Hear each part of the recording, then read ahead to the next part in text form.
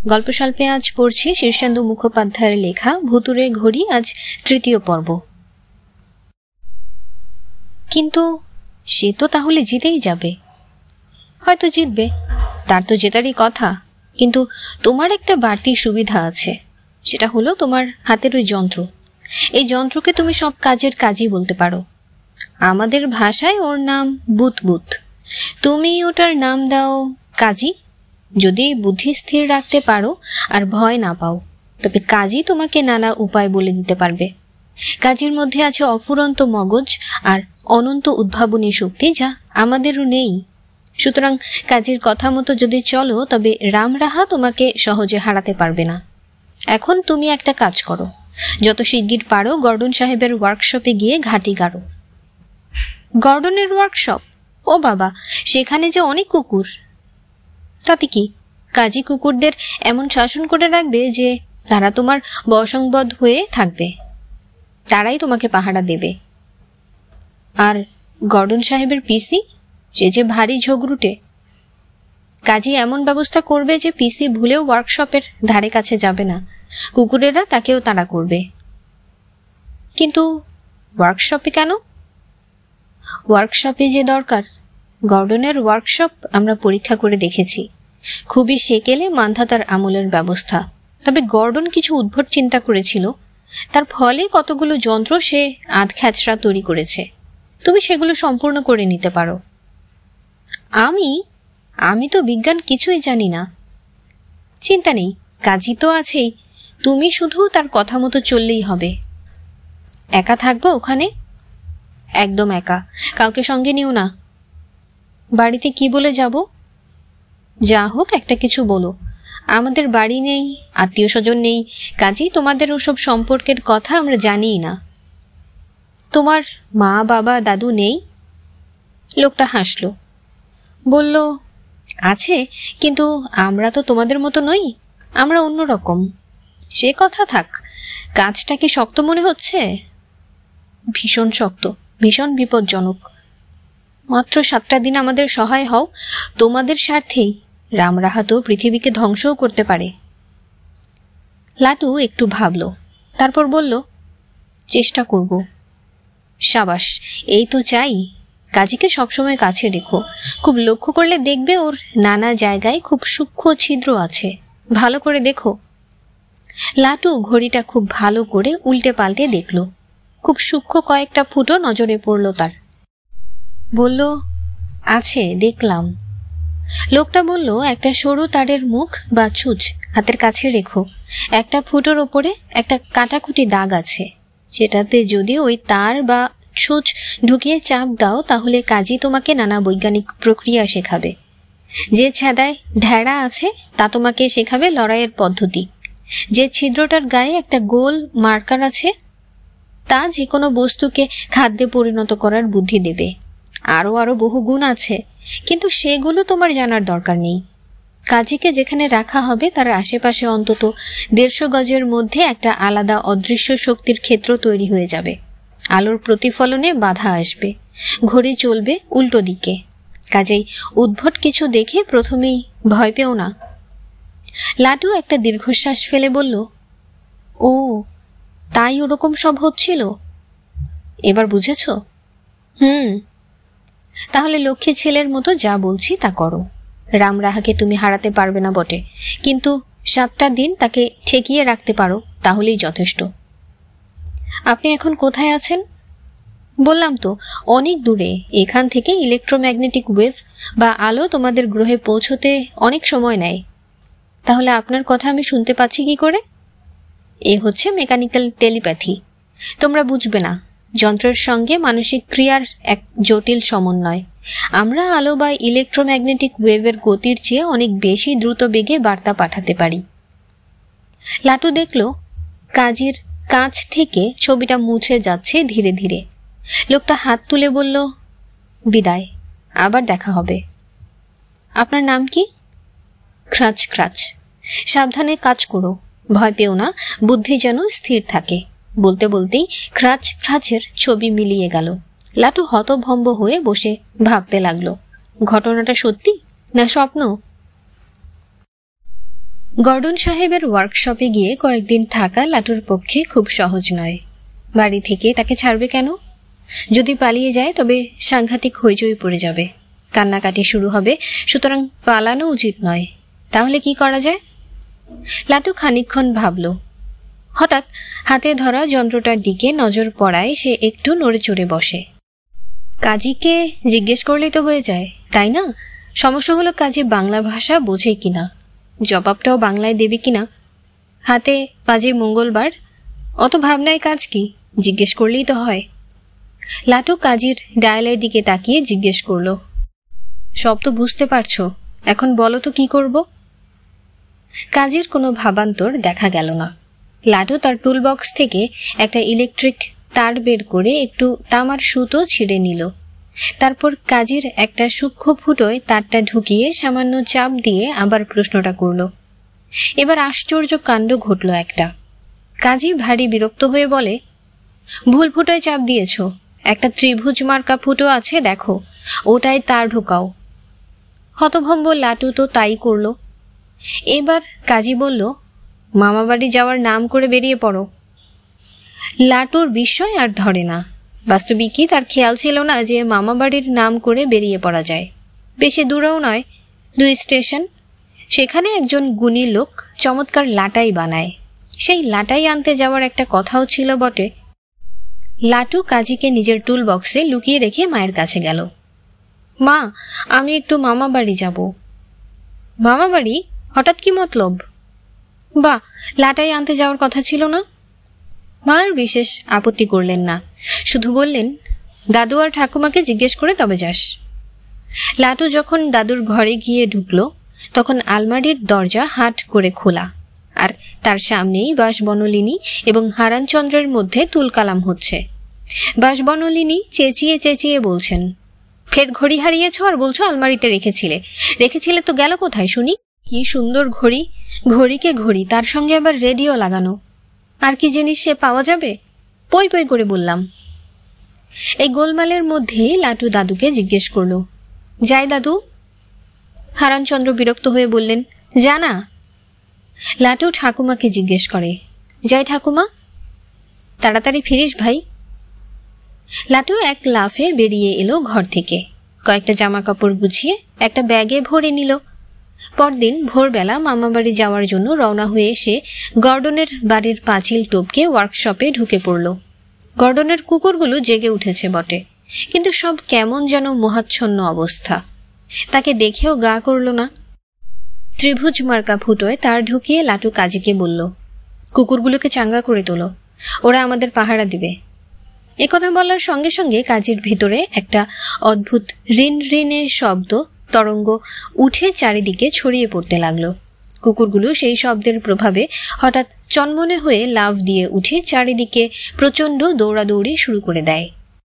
তারপর এসে লাটুকে ঘিরে ধরে প্রবলভাবে ল্যাজ নাড়তে থাকে। লাটু গম্ভীর হয়ে কুকুরগুলোর দিকে তাকিয়ে বলল, বেশ ভালো করে চারদিকে নজর রাখবি, বুঝলি? এখন যা। সঙ্গে সঙ্গে কুকুরগুলো বেরিয়ে গিয়ে গোটা ওয়ার্কশপটাকে প্রায় ঘিরে ফেলে পাহারা শুরু করে দেয়। লাটু এবার ওয়ার্কশপটা পরীক্ষা করে দেখে। গর্ডন সাহেবের এই বিটকেল ওয়ার্কশপে কাজের ও অকাজের হাজার রকম যন্ত্রপাতি রয়েছে। লাটু তার অধিকাংশই চেনে না, আছে নানান রকম রাসায়নিক দ্রব্য। গর্ডন সাহেব যে উড়ুকু মোটরসাইকেল তৈরি করেছিল সেটা একটা বড় সড়ো মজবুত ডাইনিং টেবিলের উপর দণ্ডায়মান। মোটরসাইকেলের গায়ে একটা প্লট দাঁড় করানো, তাতে চক দিয়ে লেখা fuel charged, almost ready for flying, only one thing missing. অর্থাৎ সব কিছুই প্রস্তুত, মোটরসাইকেল উড়বার জন্য তৈরি, শুধু একটা জিনিসের অভাবেই সেটা হচ্ছে না। কিন্তু জিনিসটা কি? লাটু কাজীর বিজ্ঞান জিজ্ঞাসার ছিদ্রে তাকটা ঢুকিয়ে সমস্যাটা জানিয়ে জিজ্ঞেস করল, জিনিসটা কি কাজী?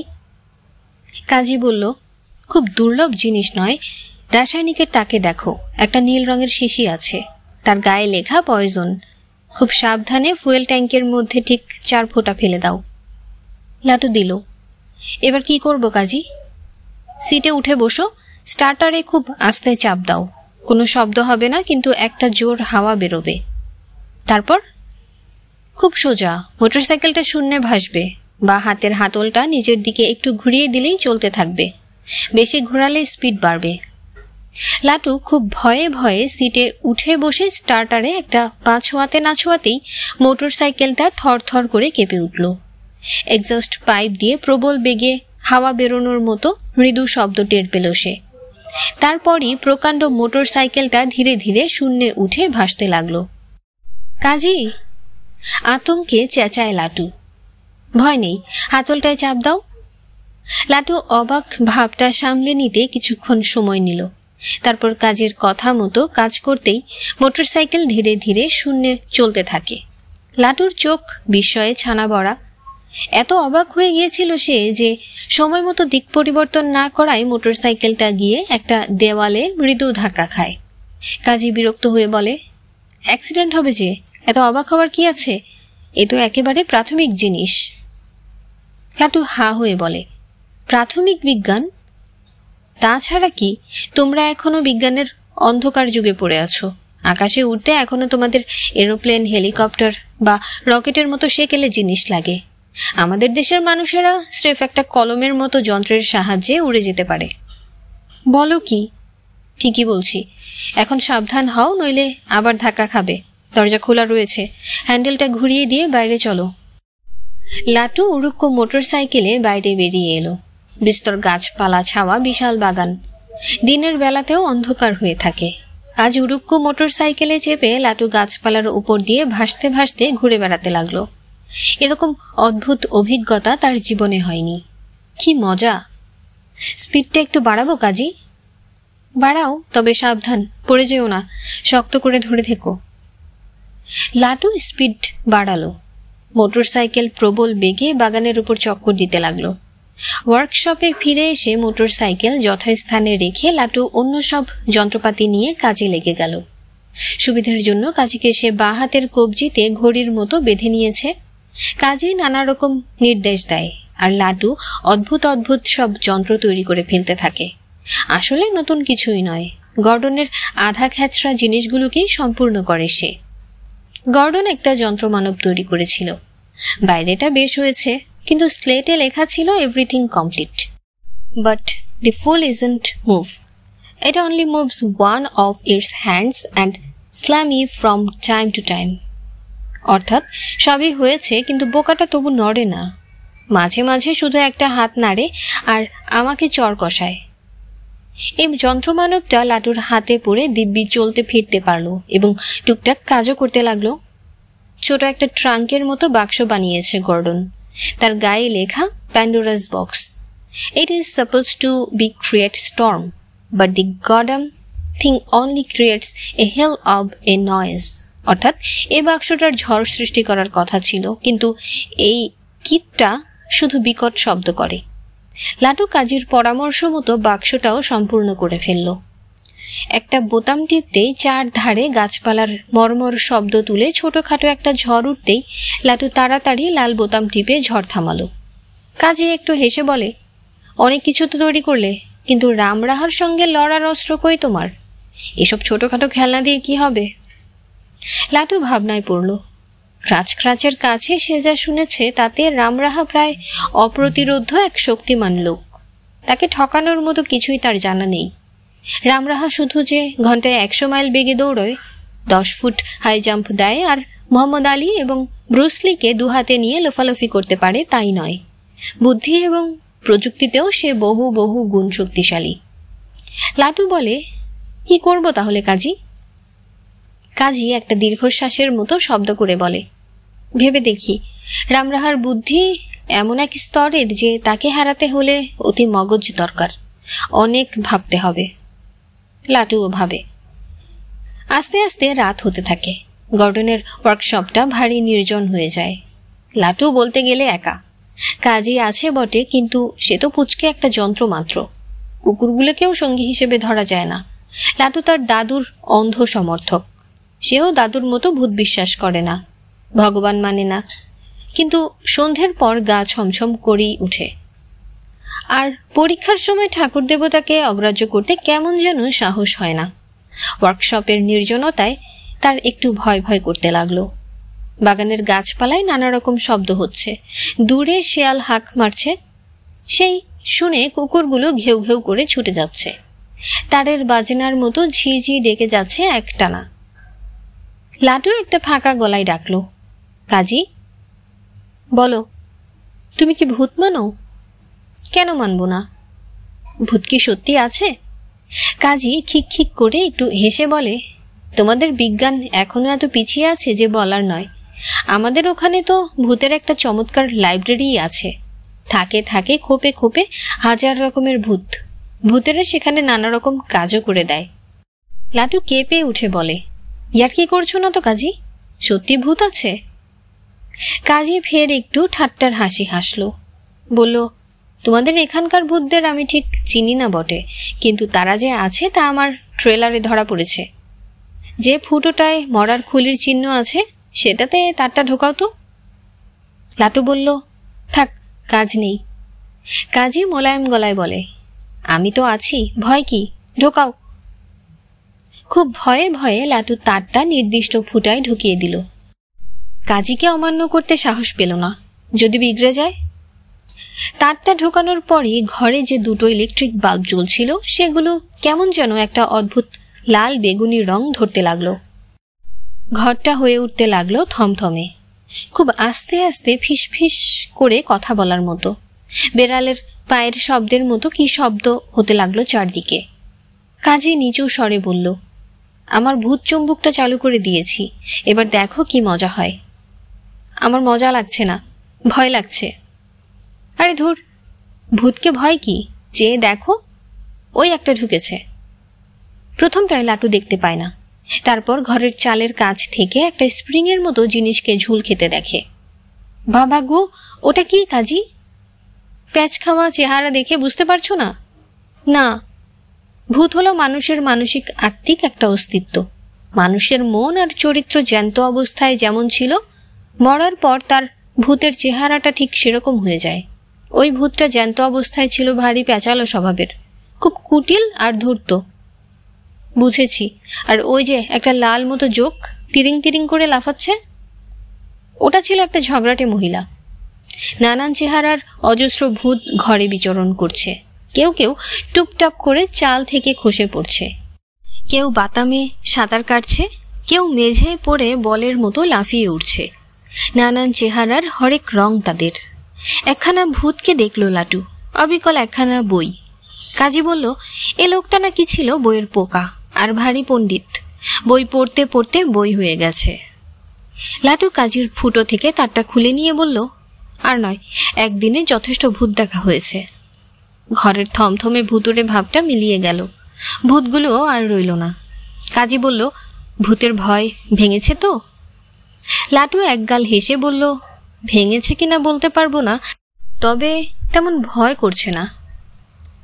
কাজী এবার হুকুমের স্বরে বলল, এবার ওঠো, অনেক রাত হয়েছে, ঘরের কোণে গর্ডনের মস্ত ফ্রিজ রয়েছে, তাতে ঠাসা খাবার বের করে গ্যাস উনুনে গরম করে খেয়ে নাও। লাটু তাই করল। কাজী হুকুম করলো, এবার ইজি চেয়ারে শুয়ে চোখ বুজো, আমি তোমাকে ঘুম পাড়িয়ে দিচ্ছি। আর শোনো, আমার ট্রেসারে এখনো রামরাহার কোনো নড়াচড়া টের পাচ্ছি না। 50 মাইলের মধ্যে এলে আমি তার গায়ের গন্ধ পাবো, পেলেই তোমাকে জাগিয়ে দেব, নিশ্চিন্তে ঘুমাও। লাটুর ঘুম ভাঙল সকালবেলায়। শরীর বেশ তাজা আর ঝরঝরে লাগছে। আসন্ন বিপদের কথা মনে থাকলেও বেশ স্ফূর্তি লাগছে তার। দাঁত মেজে মুখ ধুয়ে বাথরুম সেরে এবং ফ্রিজের খাবার ভরপেট খেয়ে সে উড়ুক্কু মোটর সাইকেলে চড়ে বাগানের ওপরে কয়েকটা চক্কর দিল। কলের মানুষটাকে দিয়ে ঘরদোর ঝাড়পোছ করালো, সামান্য একটু ঝড় তুলে মজা দেখল। কাজী আজ বেশি সারা শব্দ করছে না, ঝিম মেরে আছে। লাটু বলল, কি গো কাজী, চুপচাপ যে? রোশো, পশ্চিম দিকটায় ভারত মহাসাগর আছে না তোমাদের? সেখানে একটা কিছু ঘটছে। লাটু সভয়ে বলে, কি ঘটছে? এখনো বুঝতে পারছি না। আমার ট্রেসারে অন্য একটা ট্রেসারের ছায়া পড়ে কাটাকুটি হয়ে যাচ্ছে। খুব উন্নত ধরনের ট্রেসার সেটা, তোমাদের পৃথিবীর তৈরি জিনিস নয়। মনে হচ্ছে সমুদ্রের তলায় রামরাহা নড়াচড়া শুরু করেছে। তাহলে আর কি, লড়াইয়ের জন্য প্রস্তুত হও। কিন্তু কি দিয়ে লড়বো? আমার যে একটা বন্দুকও নেই। বন্দুক? বন্দুক কেন, কামান বা অ্যাটম বোমাও রামরাহার কাছে কোনো অস্ত্রই নয়। ওসব ভেবে লাভ নেই। আমি অবশ্য একটা কাউন্টার এনার্জি ফিল্ড তৈরি করে দিচ্ছি। তার ফলে রামরাহার ট্রেসার প্রথম চেষ্টায় আমার অবস্থান ধরতে পারবে না, কিন্তু চালাকিটা বেশিক্ষণ টিকবে না। আমার যে মাথায় কোনো বুদ্ধিও আসছে না। ঠিক আছে, তুমিও ভাবো, আমিও ভাবি। একটা দুঃখের কথা তোমাকে এখনই বলে রাখি লাটু, আমি এখন তোমার হয়ে লড়ছি বটে, কিন্তু আমি তো আসলে যন্ত্র। যন্ত্রের কোনো পক্ষপাত থাকে না। রামরাহা যদি আমাকে হাতে পেয়ে যায় তাহলে কিন্তু আমি তোমার বিরুদ্ধেই লড়াই করব। বলো কি কাজী? বললাম না দুঃখের কথা, তাই বলি হাতছাড়া করো না। পাঞ্জাব মেল মোগলসরাই স্টেশন সবে ছেড়েছে। এমন সময় ফার্স্ট ক্লাস কামরায় এক ভদ্র মহিলা আর্তনাদ করে উঠলেন, আমার হাতটা, ওগো আমার হাতটা যে ছিঁড়ে নিয়ে গেল, কি হবে? ভদ্রমহিলার স্বামী মাঝবয়সী নাদুস নুদুস ভীতু চেহারার একজন লোক।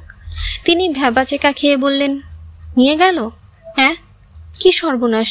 সোনার ভরি যে এখন প্রায় 2000 টাকা যাচ্ছে। চেন টানো, চেন টানো। উল্টো দিকে জানালার কাছ ঘেঁষে একজন লম্বা চওড়া যুবক চুপচাপ বসেছিল এতক্ষণ। ঠিক চুপচাপ নয়, মাঝে মাঝে সে একটা অদ্ভুত সুরে শীষ দিচ্ছিল। যুবকটি 6 ফুটের ওপর লম্বা, দারুণ স্বাস্থ্য এবং দেখতে ভীষণ রকমের সুপুরুষ। সে একটা খবরের কাগজ পড়ার চেষ্টা করছে আর আড়ে আড়ে দেখছে সবাইকে। মাঝবয়সী ভদ্রলোক চেন টানার জন্য হাত বাড়িয়েছিলেন। যুবকটি হঠাৎ বলল, গাড়ি থামালেও কি জিনিসটা পাবেন? লোকটা থমকে গিয়ে ইতস্তত করে বলে, তা পাবো না ঠিকই, বরং 250 টাকা জরিমানা গুনতে হবে। জেল টেলও হতে পারে, কিন্তু কিছু তো করতে হবে। যুবকটি উঠে দাঁড়িয়ে বলল, ট্রেন থামালে আমার অসুবিধা হবে। আমি একটা জরুরি কাজে যাচ্ছি। তার চেয়ে ট্রেনটা চলুক, হার আমি এনে দিচ্ছি। আপনি এনে দেবেন? বলেন কি, ট্রেন এখন স্পিড দিয়ে দিয়েছে যে। কোনো চিন্তা নেই বলেই যুবকটি করিডোরে বেরিয়ে গেল। তারপর দরজা খুলে প্রায় 40 মাইল বেগের ট্রেন থেকে অনায়াসে নেমে গেল। ভদ্রলোক, ভদ্রমহিলা আর একজন অবাঙালি যাত্রী ভয়ে কাঠ হয়ে জানালা দিয়ে চেয়েছিলেন, ছেলেটার হাড়গোড় ভেঙে গেল নাকি।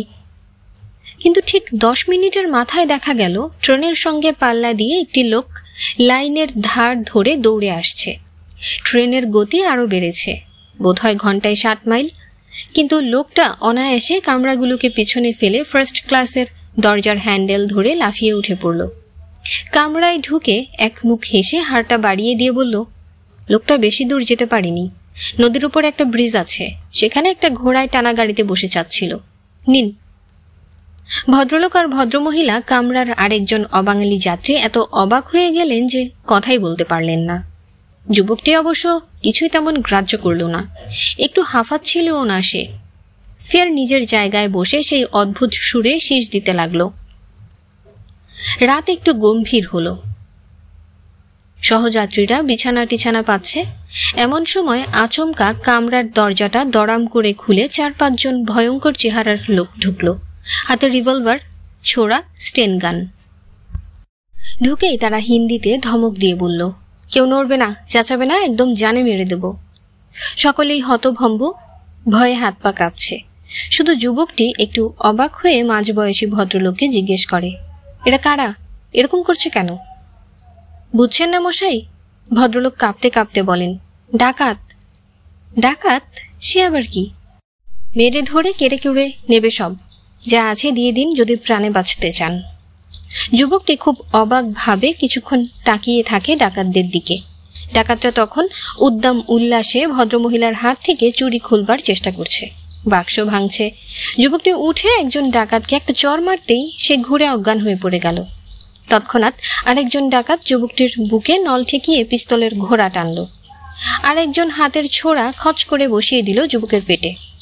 যে কারো এতে সঙ্গে সঙ্গে পড়ে মরে যাওয়ার কথা, কিন্তু সকলে অবাক হয়ে দেখে পিস্তলের গুলিটা ছিটকে গেল তার বুকে ধাক্কা খেয়ে।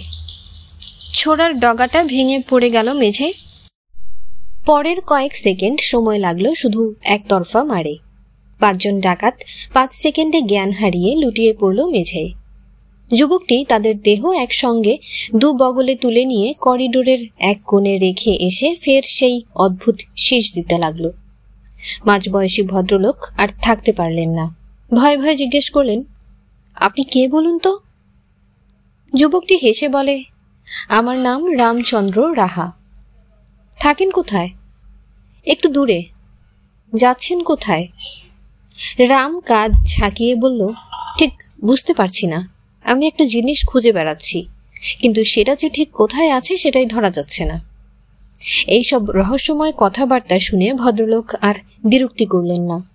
সকালে বিছানা টিছানা পেতে শুয়ে পড়তেই রামচন্দ্র তার শীষের সুর পাল্টে ফেলল। এবার যে সুরটা বাজাচ্ছিল সেটা বড় মাদকতাময়। শুনতে শুনতে ঝিম ধরে যায়, ঘুম পেয়ে যায়। অল্প সময়ের মধ্যেই 3 জন সহযাত্রী গভীর ঘুমে ঢলে পড়ল। রামচন্দ্র তার পকেট থেকে একটা চৌকোনো যন্ত্র বের করে নানান রকম সুইচ আর নব টিপে এবং ঘুরিয়ে কি যেন দেখল। তারপর মাথা নেড়ে বলল, রেডাকালি রেডাকালি। আবার কিছুক্ষণ যন্ত্রটা নাড়াচাড়া করল সে। তারপর বিষণ্ণভাবে মাথা নেড়ে আপন মনে বলল, হিমালয় হিমালয়। একটা জংশন স্টেশনে গাড়ি দাঁড়াতেই রামচন্দ্র তার সুটকেসটা নিয়ে নেমে পড়ল। কাজী আচমকা বলে উঠল, শোনো লাটু, রামরাহা আসছে। আসছে? লাটু মাঝরাতে ঘুম ভেঙে তড়াক করে উঠে বসে।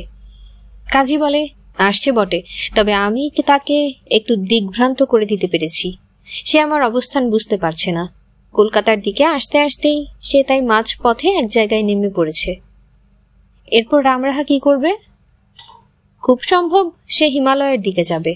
আমি তাকে ওই দিকেই যেতে বাধ্য করেছি, তবে ভুলটা ধরা পড়তে তার বেশিক্ষণ লাগবে না। লাটু শিউরে উঠে চোখ বুজে, তারপর খুব ক্ষীণ গলায় জিজ্ঞেস করে, কাজী, রামরাহা লোকটা কি খুবই ভয়ঙ্কর? কাজী একটু চুপ করে থেকে বলে, হ্যাঁ, শত্রু হিসেবে ভয়ঙ্কর। সে কি তোমার জন্য আমাদের খুন আর পৃথিবী ধ্বংস করবে? কাজী আবার একটু চুপ করে থেকে ধীর স্বরে বলল, ইচ্ছে করলে সে পারে। লাটু হাল ছেড়ে ফের ইজি চেয়ারে শুয়ে পড়ল। কাজী বলল, রামরাহা এখন কোথায় আছে জানো? না, বলো তো কোথায়? একটা শহর ছেড়ে সে জঙ্গলের ভিতর দিয়ে হাঁটছে। সামনেই খাড়া পাহাড় এবং গিরিপথ, তারপরেই তুষার রাজ্য। রামরাহা ভ্রুকুটি করছে, ঠোঁট কামড়াচ্ছে, সন্দেহ দেখা দিয়েছে তার মনে। সে ট্রেসার যন্ত্র বের করে আবার কিছু দেখে নিচ্ছে। না, সে এগিয়ে যাচ্ছে, আপাতত কিছুক্ষণ নিশ্চিন্ত। রামচন্দ্র রাহা নামক সেই যুবকটি অত্যন্ত সংকীর্ণ একটা গিরিপথ দিয়ে এগোচ্ছিল। বায়ে খাড়া পাহাড়ের দেয়াল, ডাইনে অতল গভীর খাদ। রাস্তা ভাঙা, এবড়ো থেবড়ো, ভালো করে পা রাখার জায়গা নেই, তার উপর বড্ড খাড়াই। কিন্তু রামচন্দ্রের হাঁটা দেখে মনে হয় তার বিশেষ কোনো অসুবিধা হচ্ছে না। বেশ লঘু দ্রুত পায়ে সে এগিয়ে যাচ্ছে। পাকদণ্ডির শেষ, সামনে একটা মস্ত উপত্যকা, পুরো বরফে ঢেকে আছে। শো শো করে তুষার ঝড় বয়ে যাচ্ছে তার উপর দিয়ে। আকাশ কালো, কিছুই ভালো দেখা যায় না। তাপাঙ্ক 0-15-20 ডিগ্রি নিচে নেমে গেছে। রামচন্দ্রের পরনে শুধু পাতলা কাপড়ের একটা স্যুট। শীত সে টেরই পাচ্ছে না। উপত্যকার দিকে চেয়ে সে এক অদ্ভুত সুরে শীষ দিয়েই যাচ্ছে। একবার সে ক্যালকুলেটরের মতো যন্ত্রটার দিকে তাকালো। দুটো একটু কোচকালো। উপত্যকায় নামবার কোনো পথ নেই। রামচন্দ্র রাহা যেখানে দাঁড়িয়ে আছে ঠিক তার সামনেই গভীর খাদ, প্রায় 3000 ফুট নিচে তুষার ক্ষেত্র। রামচন্দ্র রাহা শীষ দিতে দিতেই সেই খাদের ধারে এসে দাঁড়ালো।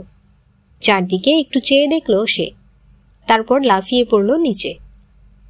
3000 ফুট তো সোজা নয়। রামচন্দ্র রাহার উপর থেকে নিচে পড়তে অনেকটা সময় লাগলো।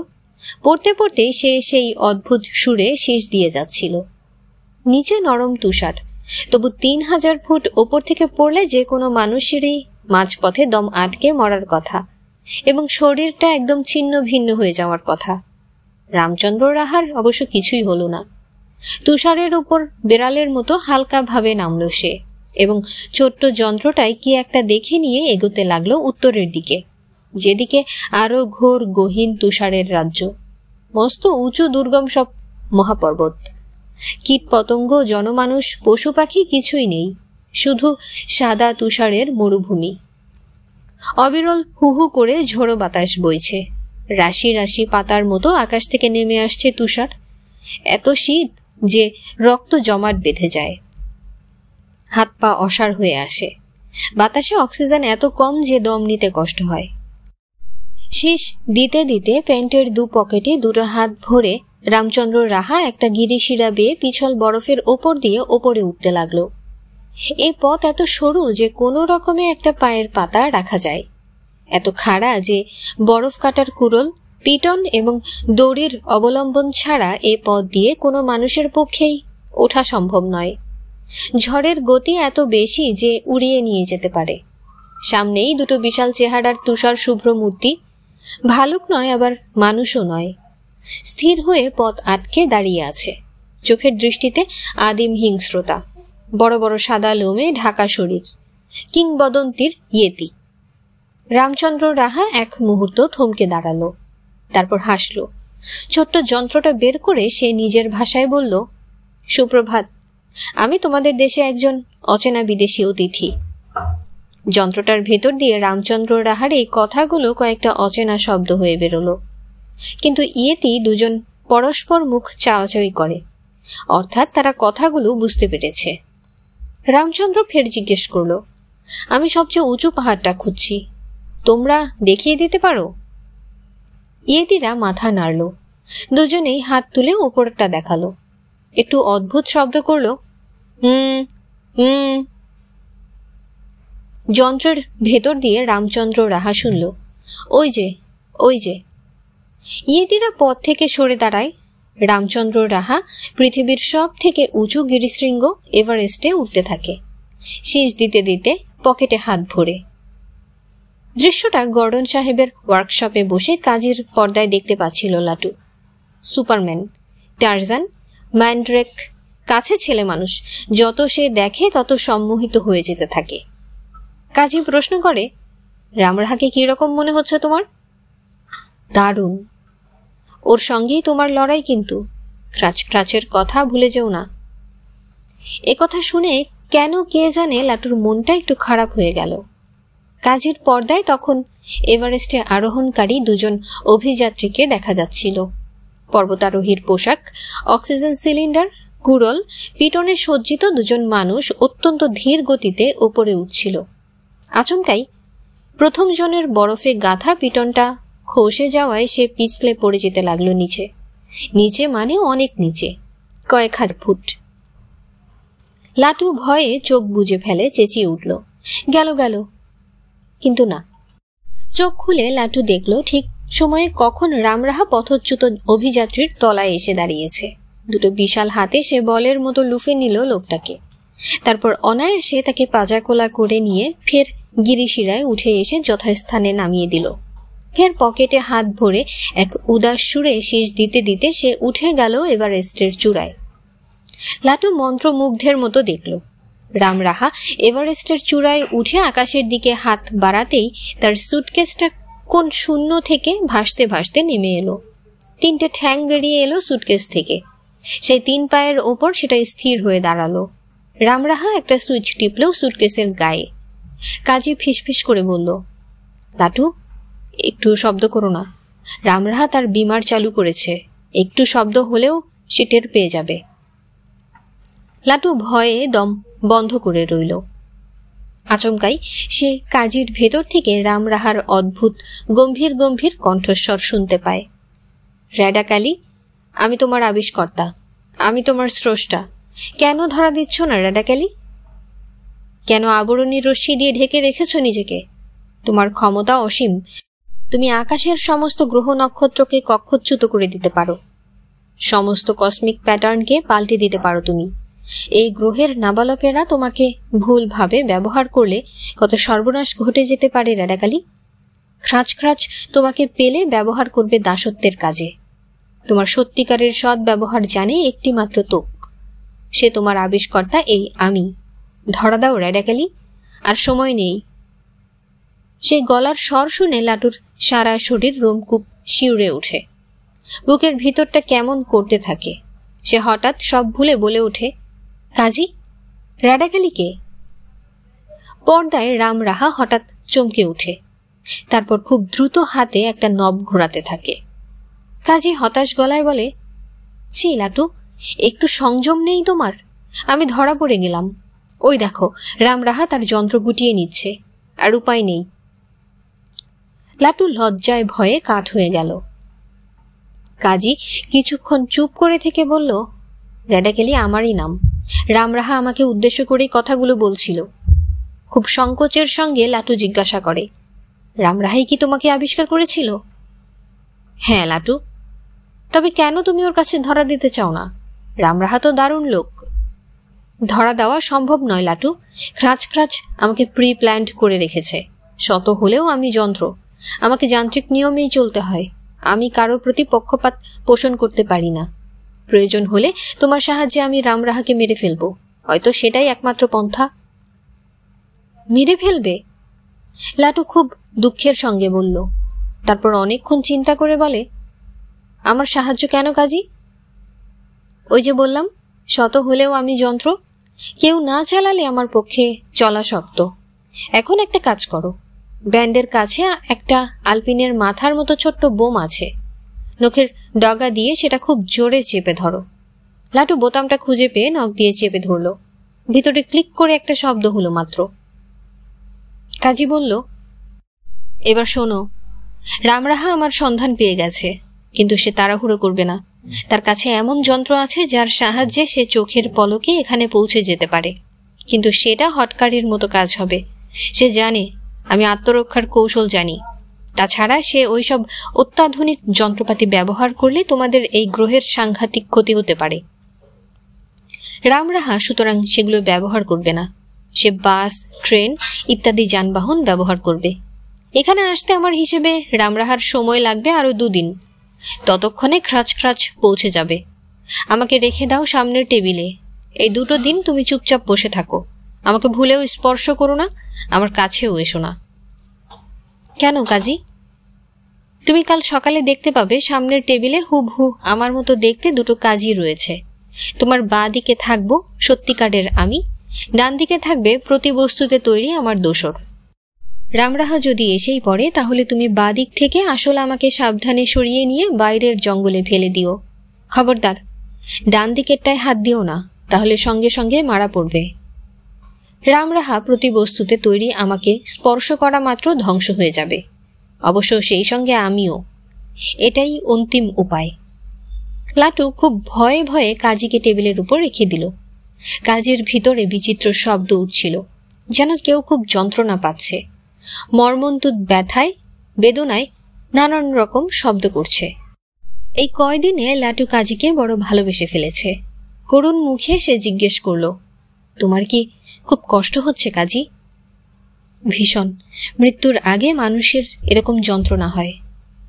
কেন যন্ত্রণা হচ্ছে কাজী?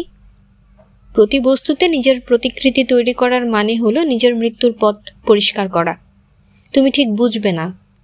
আমার ভিতরে অণু ও পরমাণুর 2 রকম চলন তৈরি হচ্ছে। একটা চলন আর একটা চলনের ঠিক উল্টো। বড় কষ্ট। রামরাহা কিরকম মানুষ কাজী? সে আমার শত্রু। খ্রাচ কিরকম মানুষ কাজী? সে আমার প্রভু। লাটু চুপচাপ বসে ভাবতে লাগলো। ভাবতে ভাবতে ঘুমিয়ে পড়ল। সকালে ঘুম ভাঙতেই দেখল টেবিলের ওপর পাশাপাশি 2 কাজী পড়ে আছে। হাত বাড়িয়ে বাঁ দিকের কাজীকে হাতে তুলে নেয় লাটু। কাজী, কেমন আছো? জবাব নেই। কাজী, কথা বলছো না কেন?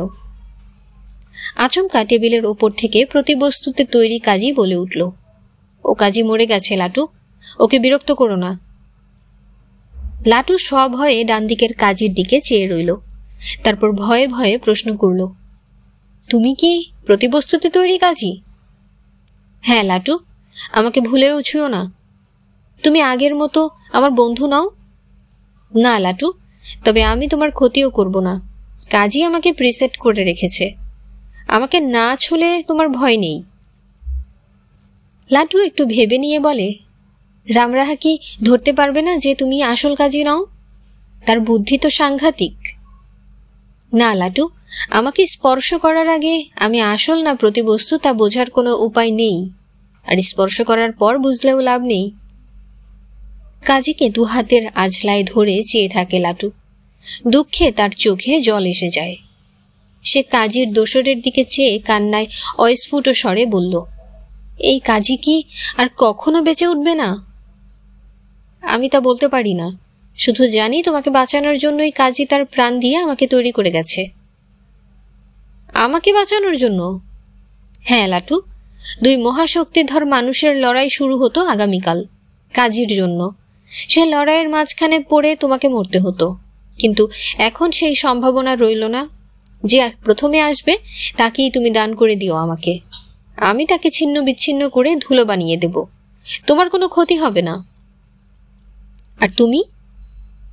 ধ্বংস করা এবং ধ্বংস হওয়ার জন্যই আমার জন্ম। আমার জন্য ভেবো না, কাজীকে কবর দিয়ে এসো। লাটু এ আদেশ পালন করতে পারল না। সারাদিন সে কাজীর মৃতদেহ হাতে নিয়ে বসে রইল পুতুলের মতো। আস্তে আস্তে দিন গিয়ে বিকেল, তারপর সন্ধ্যা পেরিয়ে রাত্রি নামলো চারধারে। আগামীকাল সকালে আসবে রামরাহা আর খ্রাচ খ্রাচ। কিন্তু লাটুর ভয় ছিল না। এক গভীর শোকে তার বুক ভার হয়ে আছে। কাজীকে বুকের মধ্যে চেপে ধরে রেখে লাটু ইজি চেয়ারে শুয়ে ঘুমিয়ে পড়ল। খুব ভোর রাত্রে আকাশে কয়েকটা অদ্ভুত চলমান উজ্জ্বল নক্ষত্রকে দেখা গেল। অতি দ্রুত তারা পশ্চিমের আকাশ থেকে ছুটে আসছিল পৃথিবীর দিকে। কয়েক সেকেন্ড পৃথিবীর সমস্ত মানমন্দিরের দুর্বীক্ষণে দেখা গেল তাদের। একটা হইচই পড়ে গেল, কিন্তু আচমকাই কি হলো, সমস্ত আলোগুলো অদৃশ্য হয়ে গেল। চলমান নক্ষত্রগুলোকে আর কোথাও দেখা গেল না। শেষ রাত্রে এক ট্রেন থামল স্টেশনে। 6 ফুট লম্বা এবং অতিকায় সুদর্শন একজন যুবক সুটকেস হাতে প্ল্যাটফর্মে নামল। চারদিকে একবার চেয়ে সে পকেট থেকে ক্যালকুলেটরের মতো একটা যন্ত্র বের করে কি যেন দেখল। তারপর লম্বা লম্বা পা ফেলে হাঁটতে লাগলো গর্ডন সাহেবের বাড়ির দিকে। কোনো শব্দ হয়নি, তবু ভোর রাত্রে ঘুম ভেঙে গেল লাটুর। চোখ চেয়ে চমকে সোজা হয়ে বসল সে। তার সামনে টেবিলের ওপাশে দাঁড়িয়ে আছে রামরাহা। কি অসাধারণ সুপুরুষ, কি চওড়া কাঁধ, কি বিশাল 2 হাত, চোখ দুটি স্নিগ্ধ, মুখে মৃদু একটু হাসি। লাটু তাকাতেই রামরাহা বলল, আমার কথা বোধহয় তুমি জানো। হ্যাঁ, আপনি রামরাহা। আমি রেডাকালীকে নিয়ে যেতে এসেছি, তুমি কি অনুমতি দেবে? লাটুর মাথা ঘুলিয়ে যাচ্ছিল। রামরাহা টেবিলের উপর রাখা প্রতিবস্তুর কাজের দিকে চেয়ে আছে, মুখখানা স্নেহসিক্ত। সেইভাবে চেয়ে থেকে রামরাহা বলল, বড় দুষ্টু যন্ত্র, কিছুতেই স্থির থাকতে চায় না। আমি ওকে নিয়ে যখন পালিয়ে আসছিলাম তখন তোমাদের গ্রহে আশ্রয় নিতে হয়। সেই সময় ও আমার মহাকাশযান থেকে ছিটকে পড়ে পালিয়ে যায়। অনেকদিন পর আজ ওর খোঁজ পেয়েছি। লাটু মন্ত্রমুগ্ধের মতো চেয়ে থাকে। রামরাহার চেহারা সুন্দর, ব্যবহার ভালো, কিন্তু তাতে কি? ও যে কাজীর শত্রু। রামরাহা টেবিলের দিকে একটা হাত প্রসারিত করে বলে, এর বদলে তোমাকে আমি একটা সুন্দর জিনিস দেব। প্রতিবস্তুর তৈরি কাজী টেবিলের উপরে থেকেও কিন্তু টেবিলকে স্পর্শ করেনি। 2 সেন্টিমিটার উপরে ভেসেছিল। কেন তা লাটু জানে। পৃথিবীর বিজ্ঞান যত অনুন্নতই হোক, তবু লাটু এ খবর রাখে যে প্রতিবস্তুকে স্পর্শ করলেই অন্য যে কোনো জিনিসের অস্তিত্ব লোপ পায়। রামরাহা কি লক্ষ্য করছে যে প্রতিবস্তুর তৈরি কাজী ভাসছে না করেনি? রামরাহার হাত এগিয়ে যাচ্ছে মারাত্মক জিনিসটার দিকে। এখন কি করবে লাটু? রামরাহাকে তার ভীষণ ভালো লাগছে যে। সে বিষণ্ণ মুখে মাথা নেড়ে বলল, ওটা ছুঁয়ো না, ওটা আমার জিনিস। ঠিক এই সময়ে তাদের চমকে দিয়ে হঠাৎ মাটি কেঁপে উঠল থরথর করে। রেডাকালীর একটা অদৃশ্য বস্তু যেন ধাক্কা দিল পৃথিবীর গায়ে। ভূমিকম্প নয়, ভূমিকম্প অন্যরকম। রামরাহার কপালে বিন্দু বিন্দু ঘাম। সে একবার ওপরের দিকে চাইল, তারপর বলল, খ্রাচ খ্রাচ বাতাসের বুদবুদ ছুঁড়ে মারছে। শোনো ছোট্ট মানুষ, আর সময় নেই। খ্রাচ খ্রাচ যদি আমার নাগাল পায় তবে লড়াই হবেই। আমাদের মধ্যে কে হারবে জানি না, কিন্তু সে লড়াইয়ে পৃথিবী শেষ হয়ে যাবে। অনুমতি দাও আমি রেডাকালীকে নিয়ে মহাশূন্যে চলে যাই। লড়াই হলে সেখানেই হোক। রামরাহা কাজের দিকে ফের হাত বাড়াতেই আবার পৃথিবী দুলে উঠল প্রবল ধাক্কায়। খ্রাচ খ্রাচ বিশালাকায় বাতাসি বুদবুদের ঘণ্টায় কয়েক হাজার মাইল বেগে এসে পড়েছিল আশেপাশে। বাইরের কুকুরগুলো মর্মন্তুদ আর্তনাদ করে ওঠে। ওয়ার্কশপের একটা ধার ভেঙে পড়ে মাটিতে। বাগানের গাছপালায় তীব্র আন্দোলন। পাখিরা প্রাণ ভয়ে সমস্বরে চেঁচাতে থাকে। ইজি চেয়ার শুদ্ধ পড়ে গিয়েছিল লাটু। চারদিক ভয়ঙ্কর জ্বলছে, তার মাথা ঘুরছে, আতঙ্কে শুকিয়ে যাচ্ছে বুক।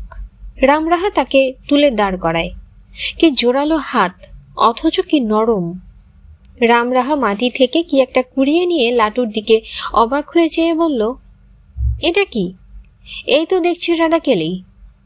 লাটু হঠাৎ ডুকরে উঠে বলে, কাজী মরে গেছে, কাজী মরে গেছে। রামরাহার মুখটা কেমন অদ্ভুত করুণ হয়ে যায়। বাতাসের গোলা কোথায় ডাকছে খ্রাচ খ্রাচ তা বোঝা যায় না ঠিক, তবে মাটি আরো জোরে কেঁপে ওঠে। গাছপালা ভেঙে পড়তে থাকে বাগানে। কয়েকটা কুকুর আর্তনাদ করে উঠে চিরকালের মতো চুপ হয়ে যায়।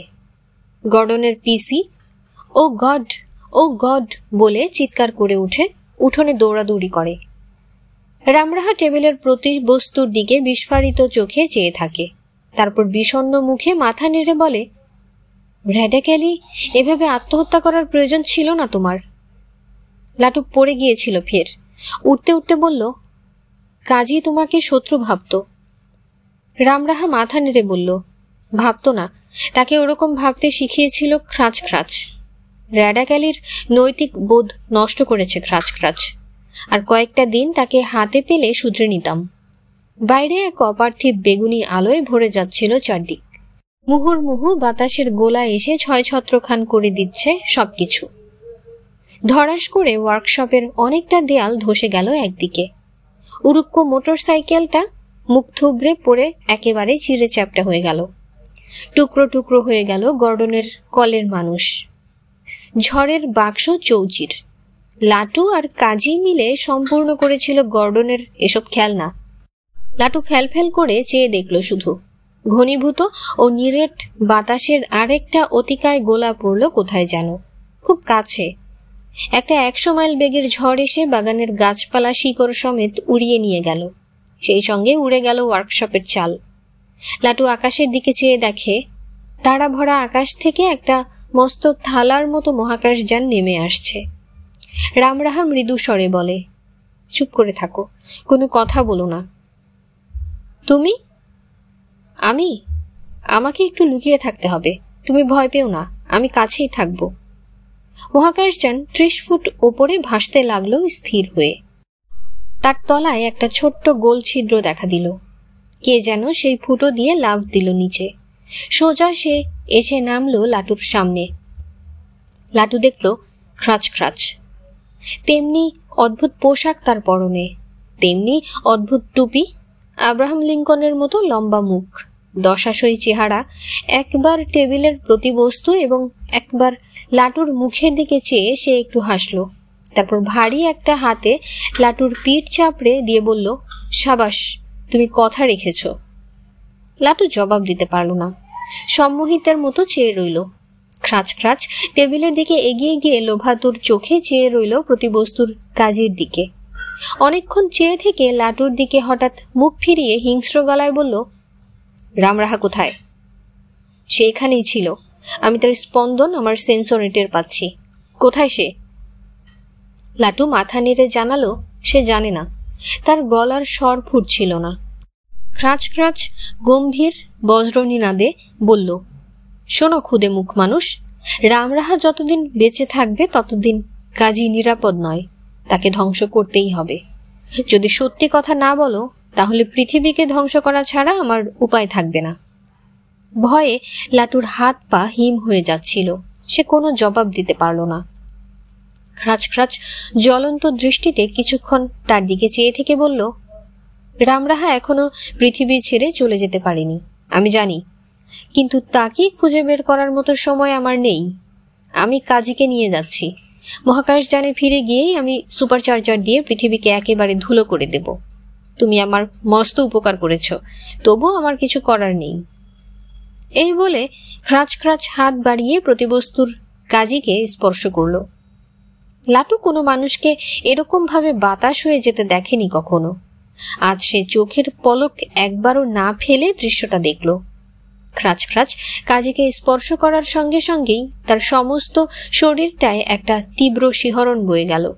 হঠাৎ শূন্যে উৎক্ষিপ্ত হলো সে। তারপর অত্যন্ত দ্রুত গতি সম্পন্ন কয়েকটা ঘূর্ণিঝড় তার শরীরে পাক দিতে লাগলো।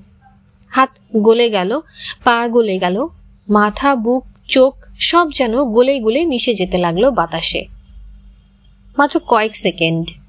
তারপর খ্রাচ খ্রাচ এবং প্রতিবস্তুতে তৈরি কাজের কোনো চিহ্নও রইল না। শূন্যে ভাসমান খ্রাচ খ্রাচের মহাকাশযান কি বুঝল কে জানে। হঠাৎ একটা বেগুনি রশ্মিতে চারদিক উদ্ভাসিত করে বিদ্যুৎ বেগে সেটা মিলিয়ে গেল আকাশে। লাটু ক্লান্তভাবে বসে রইল ইজি চেয়ারটায়। একটা কাবার্ডের আড়াল থেকে রামরাহা বেরিয়ে এলো ধীর পায়ে। হাতে কাজীর মৃতদেহ। মাথা নেড়ে বলল, কাজী বেঁচে নেই, তবু আমাকে চেষ্টা করে যেতে হবে ওকে আবার বাঁচিয়ে তোলার জন্য। যতদিন না পারছি ততদিন তোমাদের গ্রহে আমাকে থেকে যেতে হবে। লাটু লাফিয়ে উঠল আনন্দে। থাকবে থাকবে রামরাহা? রামরাহা মাথা নেড়ে বলে, থাকবো, তবে সমুদ্রের তলায়, আমার মহাকাশ জানে। কিন্তু তোমাকে যে আমার দেখতে ইচ্ছা করবে। ডাকলেই আমি দেখা দেব। কিভাবে? রামরাহা একটা ঘড়ি বের করে লাটুর হাতে দিয়ে বলে, এটা একটা সাধারণ ঘড়ি, তবে এর চাবিটা উল্টো দিকে ঘোরালেই আমি সংকেত পাবো। তবে খুব প্রয়োজন ছাড়া আমাকে ডেকো না, কেমন? লাটু আনন্দে উদ্ভাসিত মুখে মাথা নাড়ল। আচ্ছা। রামরাহা সেই অদ্ভুত বিষণ্ণ সুরে শীষ দিতে দিতে ধীর পায়ে বেরিয়ে গেল ঘর থেকে। ঘড়ি দেখে হারানচন্দ্র আঁতকে উঠে বললেন, ও বাবা, আর ঘড়ি নয়, এ জন্মে আর ঘড়ি পরবো না আমি। ওটা তুই পর, আর ঘড়ি হারাতে আমি পারবো না। অগত্যা লাটুই ঘড়িটা পরতে থাকে। জটাই তান্ত্রিক আর গর্ডন আবার স্বাভাবিক হয়েছেন। জটাই এসে হারানচন্দ্রকে প্রায়ই বলেন, হুহু বাবা, ভূত ব্যাটার কাণ্ডটা দেখলে? সেদিন কেমন তুলকালাম ঝড়টা বইয়ে দিয়ে গেল। ওহ, গর্ডনের কারখানাটার কিচ্ছু রাখিনি। হারানচন্দ্র খেকিয়ে উঠে বলেন, ভূতের কাণ্ডটা কিরকম? জটাই মৃদু হেসে বলেন, আরে চটো কেন, ভূতের স্বভাবই ওই, যখনই কিছু ছাড়তে হয় তখনই রেগে মেগে ভাঙচুর করে যায়। তোমার ঘড়িটার ভূত হে, যেই তাড়িয়েছে অমনি সব লন্ডভন্ড করে দিয়ে গেছে। তেজ ছিল খুব ব্যাটার। কিন্তু ঘড়িটাও তো গায়েব, সেটার কি হলো? হরিডোমের করটিতে চা খেতে খেতে জটাই গম্ভীর মুখে বলেন, ঈশ্বরে মন দাও হারান, ঈশ্বরে মন দাও। কালি কালি বলে দিন রাত ডাকো, বিষয় চিন্তা করে করে যে একেবারে হয়রান হয়ে গেলে। এখানেই শেষ হলো শীর্ষেন্দু মুখোপাধ্যায়ের লেখা ভুতুড়ে ঘড়ি, আজ তৃতীয় এবং শেষ পর্ব। গল্প স্বল্প ভালো লাগলে সাবস্ক্রাইব করে আমাদের সাথেই থাকুন। ধন্যবাদ। আল্লাহ হাফেজ।